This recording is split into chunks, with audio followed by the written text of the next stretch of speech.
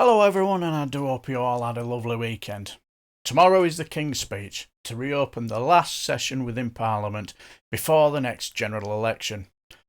Although read out by the monarchy, it's written by the government and it will list out the government's priorities for this coming session. But will the 2023 King's Speech really offer genuine hope for us mere plebs? Although there will be a new list of priorities the government wants to press ahead with, there will be unfinished bills from the last session that will be carried over. These bills didn't finish all their legislative stages, so they will be continued into this parliamentary session. If a carryover motion is passed, 7 bills will be carried over, while 6 of them will be in the King's Speech. One is a Data Protection and Digital Information Bill to reform data rights and powers of the Information Commissioner's Office, as well as a Digital Markets Competition and Consumer Bill for consumer rights and protections for digital markets, the Economic Activity of Public Bodies Bill to stop public bodies and councils from campaigning against sanctioning or boycotting a foreign territory, the Renters Reform Bill to reform the rental market and stopping no-fault evictions. Also, the Victims and Prisoner Bill, putting the Victims Code on a statutory footing for a minimum levels of service for victims. No doubt the Holocaust Memorial Bill will get a mention in the speech, allowing the building of a Holocaust Memorial and Learning Centre in Victoria Tower Gardens. And finally, high-speed rail from Crewe to Manchester and all that nonsense about HS2. Now you might say, DB, I thought they were doing away with HS2. You're right, but just because a bill can be carried over doesn't mean that it will be our Prime Minister's number one priority and continue with it. Take, for example, the Animal Welfare Bill. I think it was in the final Queen's Speech, if I remember rightly, only to be withdrawn by this forever flip-flopping government, so it's likely HS2 will suffer the same fate. But there are already 4 bills that the government had drafted in 2022 and 2023, ready for scrutiny before they reach Parliament.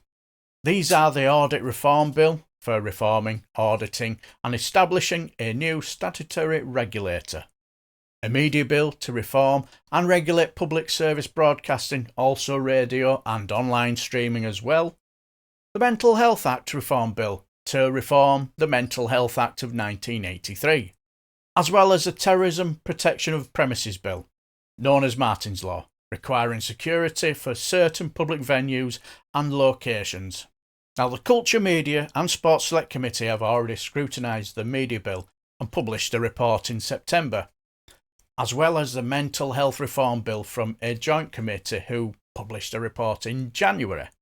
And the Home Affairs Select Committee finished their report on the Terrorism Protection of Premises Bill in July, to which the government haven't responded to any of them yet. Also, even though these bills have been drafted, doesn't guarantee they will be in the King's Speech. But the government's work isn't done yet. They have other policies that need attention too.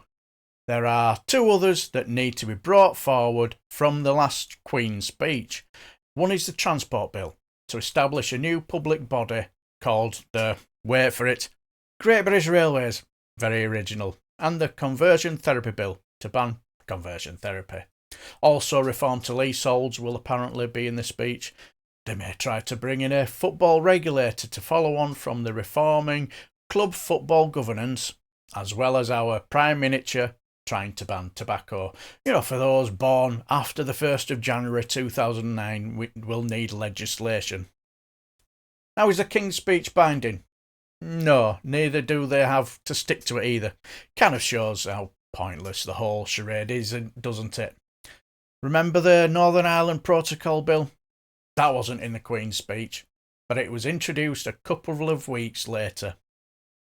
Also, the government may decide to implement policies without legislation. The cancellation of HS2 won't need legislation because laws passed gave the Department for Transport the go-ahead to build the line and didn't require it to be built, if you know what I mean. They could even repeal HS2 legislation to remove any uncertainty, but that would mean more legislative time, more debate, which I'm not sure our Prime Minister is up for that. Now, could the King's speech influence the next general election? Certainly. The King's speech before a general election is crucial because it's the last opportunity for the government to present its legislative agenda. This moment occurs when the government has the least political capital, making it challenging to pass controversial bills. And since bills can't carry over to the next parliamentary session after a general election, any proposed legislation must be passed beforehand. To avoid complications and focus on their key priorities, the government may skip less important bills. The King's speech also serves as a platform for the Conservative Party to highlight its priorities for the upcoming general election and may include quick wins or easy implementable policies to gain public support. And notably, the number of bills in the King's speech could indicate when the election is likely to be called, but it's not a definitive predictor. But what do you guys think? Let me know down below and I shall just bid you farewell and take care, my friends.